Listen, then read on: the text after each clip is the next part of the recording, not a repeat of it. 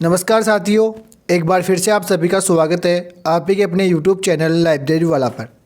दोस्तों, बिहार लाइब्रेरी की वैकेंसी कुछ ही दिनों के अंदर आपको देखने को मिलेगी। जिस प्रकार से एस्टेट की नोटिफिकेशन निकाल कर उसकी एग्ज़ाम डेट दे दी गई है, उसी प्रकार से आपको बिहार लाइब्रेरी की खुशखबरी भी दे दी जाएगी। तो उसकी तैयारी आपको अभी से जारी रखनी है। उसी के अंदर साथियों ये अपनी क्लास नंबर 4 है। इससे पहले अपने क्लास नंबर 1, 2 और 3 तक चर्चा कर लिए थे। वो क्लासें कुछ इस प्रकार की थी जिसके अंदर टाइप्स ऑफ लाइब्रेरी और पुस्तकालय की उत्पत्ति, टाइप्स ऑफ मॉडल लाइब्रेरी और हिस्ट्री डेवलपमेंट लाइब्रेरी इंडिया, इन 3 क्लासों के दोस्तों अपन चर्चा अच्छी तरह से कर लिए थे। उसी के अंदर साथियों आज अपन नेशनल लाइब्रेरी ऑफ इंडिया की पूरी चर्चा करेंगे। ये अपना पार्ट नंबर 1 रहेगा नेशनल ऑफ लाइब्रेरी का। इसके बाद में इसका पार्ट नंबर 2 भी आएगा। दोस्तों, मैंने आपसे वादा किया था कि बिहार लाइब्रेरी का पूरा कोर्स मैं यूट्यूब पर फ्री कराऊंगा, तो उसी के अंदर दोस्तों अपनी ये मुहिम चालू है। अगर आप इस चैनल पर नए हो तो इसको सब्सक्राइब जरूर करना, क्योंकि यहाँ पर आपको पूरा कोर्स फ्री के साथ साथ आपके पास 1 रुपया भी नहीं लिया जाता। और अनुभवी टीचर मैं आपका अपना ओजी सर, जो कि पिछले 7 से 8 साल ऑफलाइन सेंटर के अंदर और नेट क्वालिफाई, साथ में राजस्थान के अंदर प्राइवेट यूनिवर्सिटी के अंदर एक असिस्टेंट प्रोफेसर के पद पर कार्यरत हूँ। तो इतना कुछ मेरे पास नॉलेज है। जो मेरा कंटेंट था, मैंने किस प्रकार से याद किया था और मेरे क्या जुगाड़ थे, वो सब कुछ मैं दोस्तों आपको इन वीडियो के माध्यम से करवाने का प्रयास करूँगा। ठीक है साथियों, और इस कंटेंट के अंदर जो मैं अलग से ऊपर से 50% कंटेंट और ऐड कर दिया हूँ, तो जब आपकी एग्ज़ाम लगेगी तो उसके अंदर आपका एक भी क्वेश्चन बार को नहीं होगा। आप ये नेशनल लाइब्रेरी पढ़ लीजिए, इसके बाद में कोई सा भी टेस्ट लेना, टेस्ट ना दो तो डायरेक्ट एग्ज़ाम के अंदर जाकर बैठ जाना। अगर नेशनल लाइब्रेरी से कोई भी क्वेश्चन बनता है तो आप उसको 100% सोल्व कर दोगे। इस चीज़ की गारंटी हमारे इस चैनल की है। अगर नहीं आता है एग्ज़ाम के अंदर तो आकर मुझे आप गालियाँ दे सकते हो। चलिए शुरू करते हैं आज की क्लास। सबसे पहले अपन नेशनल लाइब्रेरी पढ़ेंगे। देखो दोस्तों, सीधी सी बात है, जो अपनी नेशनल लाइब्रेरी ऑफ इंडिया है ये 3 चरणों के अंदर बनकर अपने सामने आ चुकी थी। तो सबसे पहले अपन इसके विकास के जो 3 चरण थे उन 3 चरणों पर चर्चा करेंगे। अब देखो, जो नेशनल लाइब्रेरी ऑफ इंडिया है ये अनुसूची 7 के अंदर, भारतीय संविधान की जो अनुसूची 7 है उसके अंदर इस लाइब्रेरी का प्रावधान है।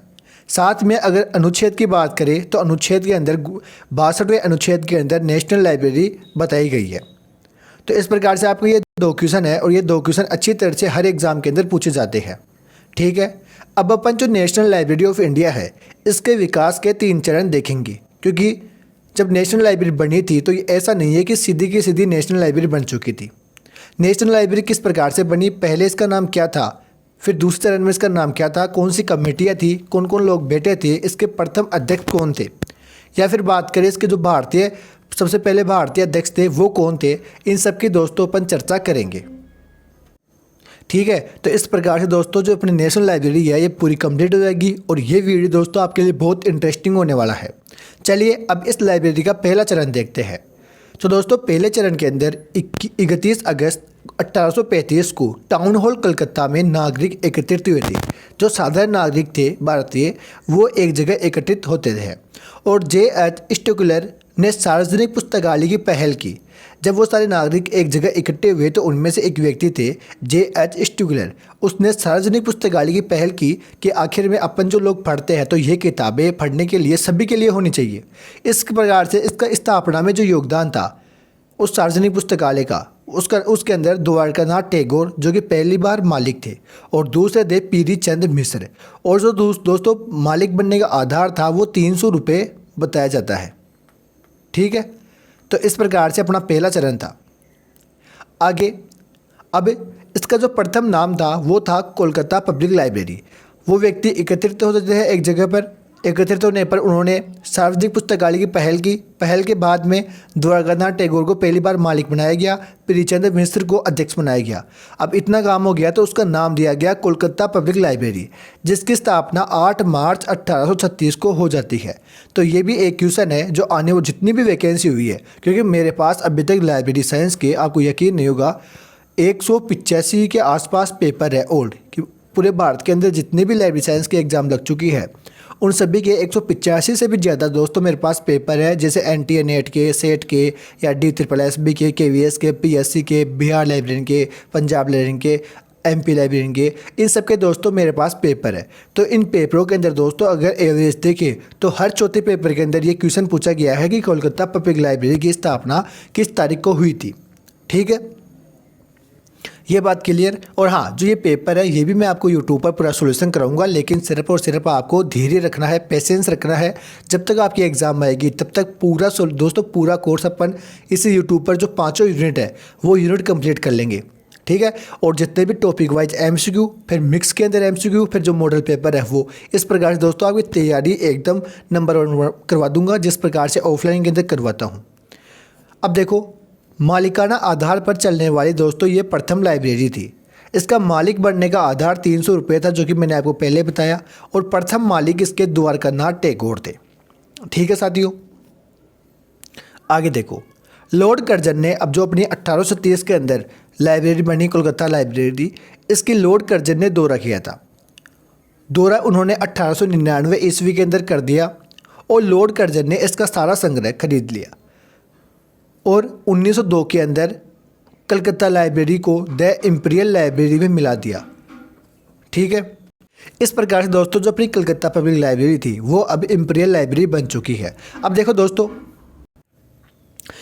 दोस्तों जो ये इंपीरियल लाइब्रेरी बनी तो इसके अंदर अपनी एक कमेटी आई थी, उस कमेटी को दोस्तों अपन आगे देखेंगे। अब इसके बाद में अपना द्वितीय चरण चालू हो जाता है। पहला चरण कंप्लीट, अब द्वितीय चरण देखो, ये इंपॉर्टेंट है। यहाँ से एक से मान लेना कि 2 या 3% आराम से बनते हैं। अब देखो द्वितीय चरण किस प्रकार से बना। कई सचिवालय पुस्तकालय थे, उनको मिलाकर बना दिया गया और द इंपीरियल लाइब्रेरी एक्ट आया 1902 के अंदर लॉर्ड कर्जन द्वारा, प्लस कलकत्ता लाइब्रेरी, इन दोनों को मिलाकर दोस्तों अब अपने द्वितीय चरण स्टार्ट हो जाता है, ठीक है।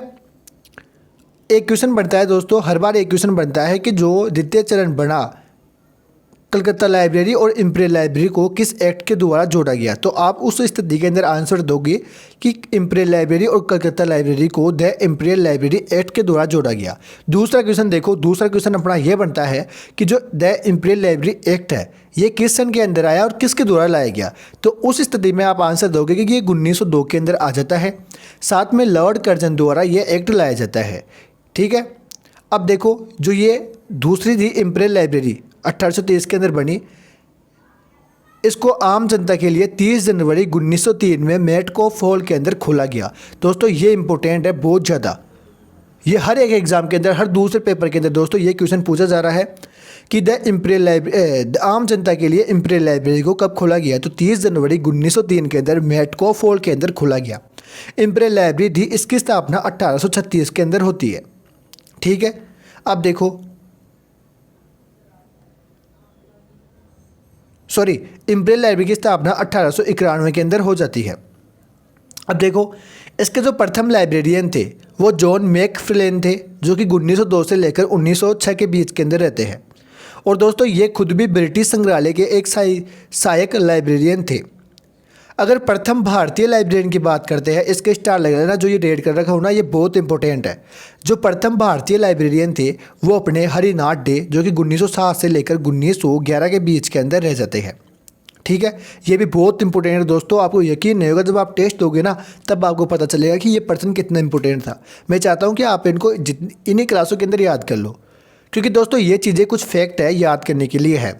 जब अपनी क्लासिफिकेशन, कैटलॉगिंग, ये चीज़ें याद होगी, ये चीज़ें जब स्टार्ट होगी तो इनके अंदर फैक्ट नहीं आता, इनके अंदर समझने वाली चीज़ आती है, जिनको सिर्फ और सिर्फ समझा जा सकता है या इनका जुगाड़ बनाया जाता है।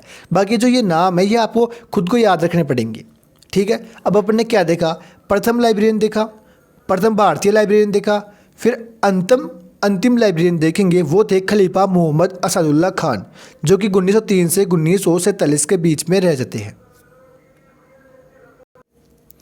ठीक है। फिर कलकत्ता में भारत की इंपीरियल लाइब्रेरी की स्थापना लॉर्ड कर्जन द्वारा 1928 के अंदर हो जाती है। यहाँ तक सभी को क्लियर होगा। अब एक बार शुरू से वापस देखो अपन ने क्या पढ़ा, क्योंकि रिवीजन होना ज़रूरी है। सबसे पहले अपन ने नेशनल लाइब्रेरी की बात कर रहे थे, जिसके अंदर ये भारत के संविधान अनुच्छेद 7 के अंदर इसका प्रावधान है, वह अनुच्छेद 62 के अंदर आ जाता है। नेशनल लाइब्रेरी का नाम नेशनल लाइब्रेरी नहीं बना, ये सबसे पहले 3 चरणों के अंदर बनना प्रारंभ हुई थी। पहला चरण, दूसरा चरण और तीसरा चरण। जो नेशनल लाइब्रेरी ऑफ इंडिया है ये अपने तीसरे चरण के अंदर स्टार्ट हो जाती है। यहाँ तक क्लियर। जो इसका नेशनल लाइब्रेरी ऑफ इंडिया है ये अपने तीसरे चरण के अंदर नाम आता है। अब पहले चरण में क्या हुआ, दूसरे चरण में क्या हुआ, इसकी चर्चा अपन कर रहे हैं। तो जो इसके विकास के 3 चरण थे, जिसके अंदर प्रथम चरण है प्रथम चरण 31 अगस्त 1835 को टाउन हॉल कलकत्ता में नागरिक एकत्रित होते हैं और उनके अंदर एक नागरिक था J.H. स्टिकुलर। इन्होंने सार्वजनिक पुस्तकालय की पहल कर दी कि यहाँ पर अपने भारत के अंदर या अपनी जगह पर एक सार्वजनिक पुस्तकालय होना चाहिए जिसका उपयोग हर एक व्यक्ति कर सके। यह अपन ने जो पहली क्लास हुई थी उसके अंदर देखे थे कि सार्वजनिक पुस्तकालय क्या होते हैं और अकेडमी, कॉलेज, स्कूल, ये वाले पुस्तकालय क्या होते हैं, इनकी चर्चा अपन ने पहले कर चुके हैं। तो फिर भी मैं आपको बता दूं, सार्वजनिक पुस्तकालय वह पुस्तकालय होता है जिसका आमजन के लिए वो उपयोग किया जाए, उसके अंदर कोई भी व्यक्ति आकर उसका उपयोग करता हो, उसको सार्वजनिक पुस्तकालय कहते हैं। दोस्तों, इसकी स्थापना के अंदर जो पहला चरण था उसकी स्थापना के अंदर योगदान द्वारकानाथ टैगोर पहली बार मालिक बने और पीरी चंद्र मिश्र वो पहले अध्यक्ष थे। तो अगर आपसे कहीं पर पूछ ले कि कलकत्ता पब्लिक लाइब्रेरी जो पहला चरण था उसका नाम अपन ने कलकत्ता पब्लिक लाइब्रेरी रखा था, ठीक है, उसको प्रथम चरण नहीं बोलेंगे, उसको कलकत्ता पब्लिक लाइब्रेरी बोलेंगे, जिसकी स्थापना 8 मार्च 1836 को हो जाती है। और उसके प्रथम अध्यक्ष की बात करें तो वो अपने पीरी चंद्र मिश्र आएंगे और पहले मालिक की बात करें तो द्वारकानाथ टैगोर आएंगे, जो उस वक्त उस ज़माने में 300 रुपये मूल्य चुकाकर इसके मालिक बन चुके थे। और दोस्तों, ये मालिकाना आधार पर चलने वाली प्रथम लाइब्रेरी मानी जाती है। यहाँ तक सबको क्लियर होगा।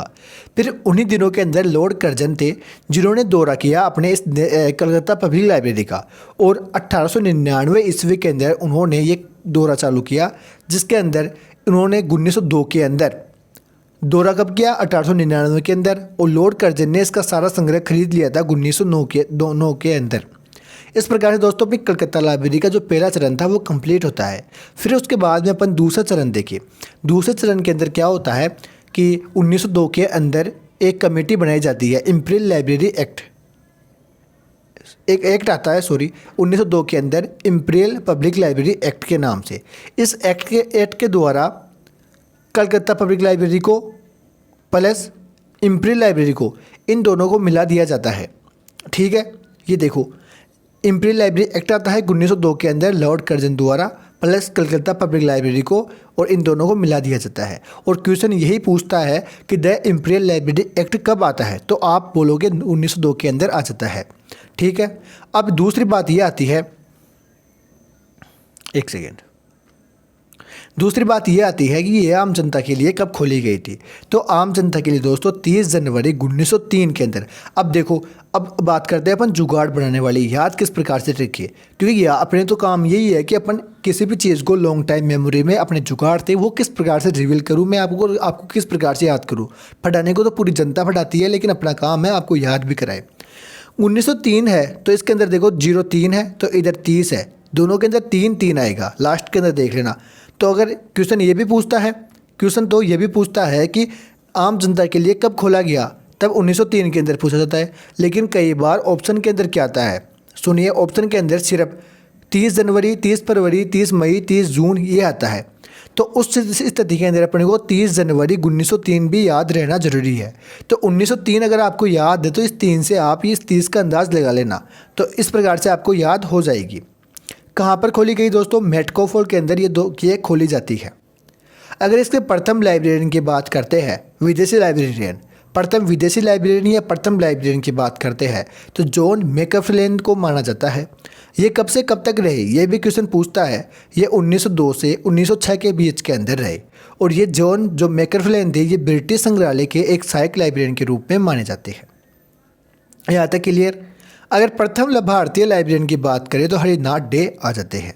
प्रथम भारतीय लाइब्रेरियन, मेरे साथ बोलना कि प्रथम भारतीय लाइब्रेरियन हरिनाथ डे 1907 से लेकर 1911 के बीच के अंदर आ जाते हैं।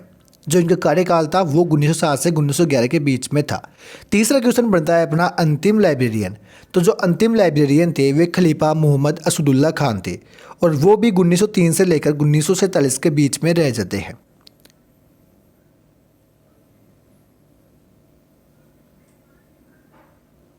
दोस्तों यहाँ पर 47 नहीं आएगा, ये 1903 से लेकर 1907 के बीच में रहते हैं।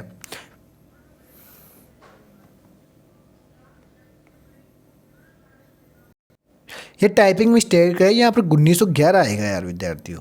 1911 से लेकर 1947 के बीच में अपने अंतिम लाइब्रेरियन खलीफा मोहम्मद असदुल्ला रहते हैं। कलकत्ता में भारत की इंपीरियल लाइब्रेरी की स्थापना लॉर्ड कर्जन द्वारा 1928 के अंदर की जाती है। यहाँ तक क्लियर, इसको आप कर लेना यहाँ पर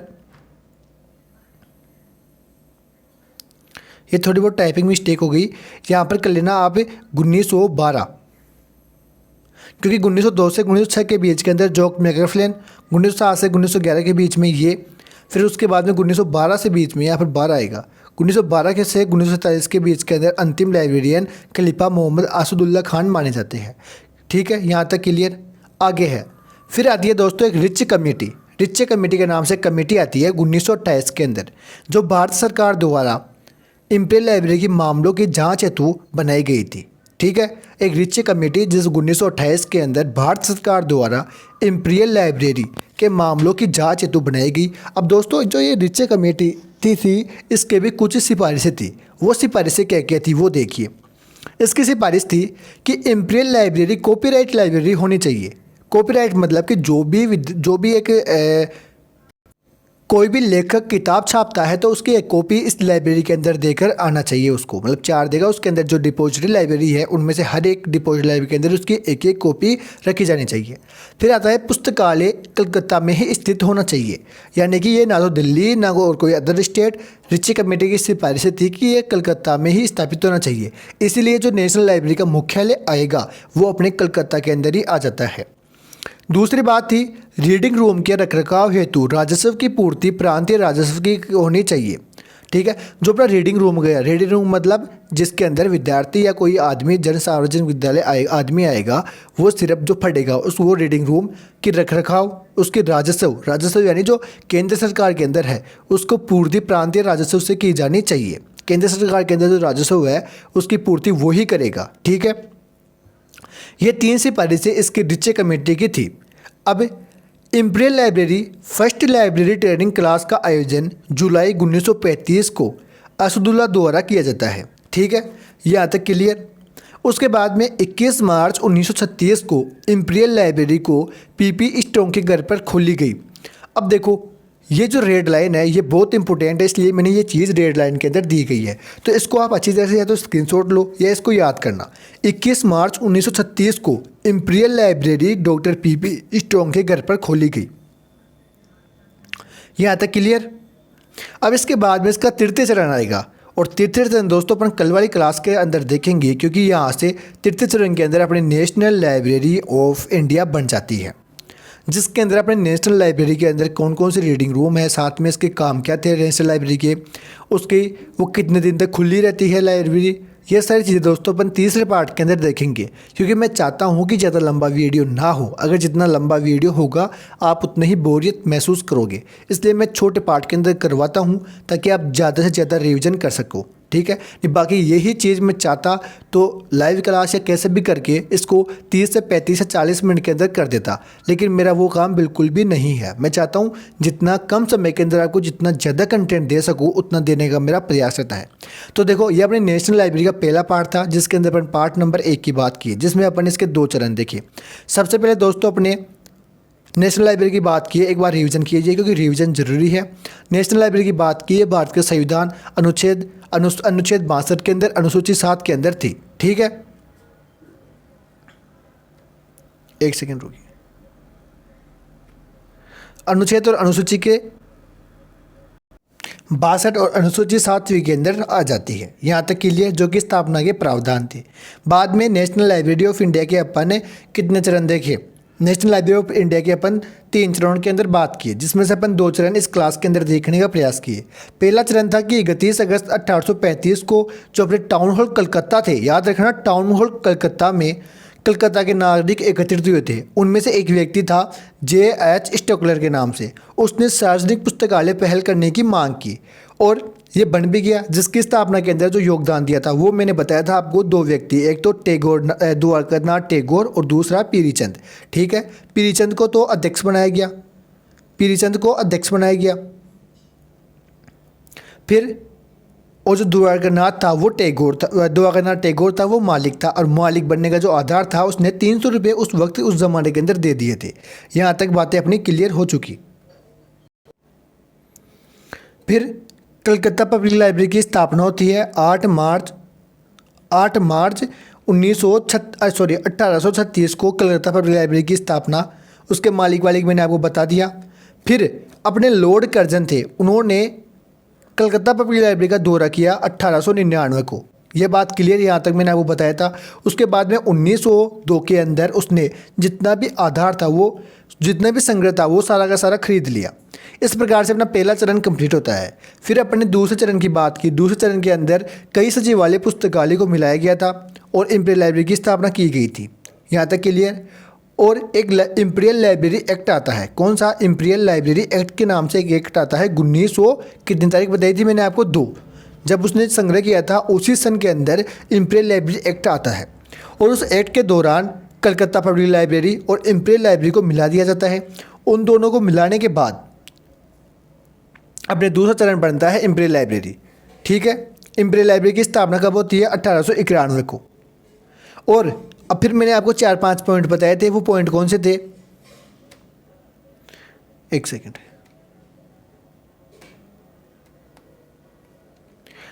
ये सही है। वो पॉइंट कौन से थे अपने?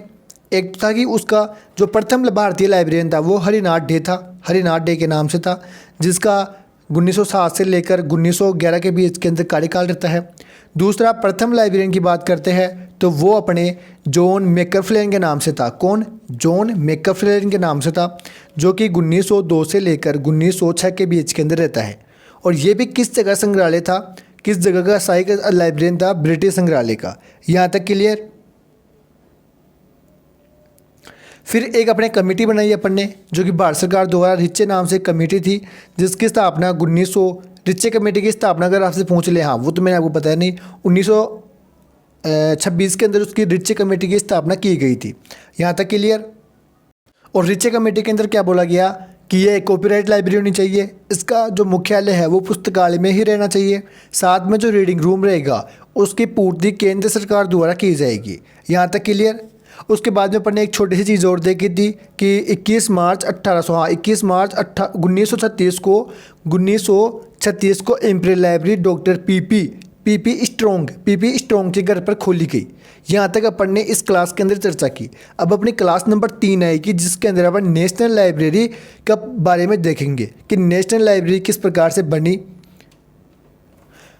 कौन सा एक्ट के द्वारा उस लाइब्रेरी की स्थापना की गई, आम जनता के लिए कब खोली, उसकी पहली वेबसाइट क्या थी, और उसके अंदर भवन कौन से, प्रमुख व्यक्ति कौन थे, पुस्तकालय के व्यवसायिक जो कार्य परिवर्तक थे वो कौन कौन थे। इन सब की चर्चा दोस्तों अपन आने वाली क्लास के अंदर करेंगे। तो इस प्रकार से आप चैनल को सब्सक्राइब करना। बाकी आपका पूरा का पूरा सिलेबस मैं आपको यहाँ पर यूट्यूब पर बिल्कुल फ्री करवा दूँगा। ठीक है, ये याद कर लो। इसके आगे आपका कुछ भी क्वेश्चन बार को नहीं होगा। तो जय हिंद, जय भारत। फिर मिलते हैं अपन अगली क्लास के अंदर।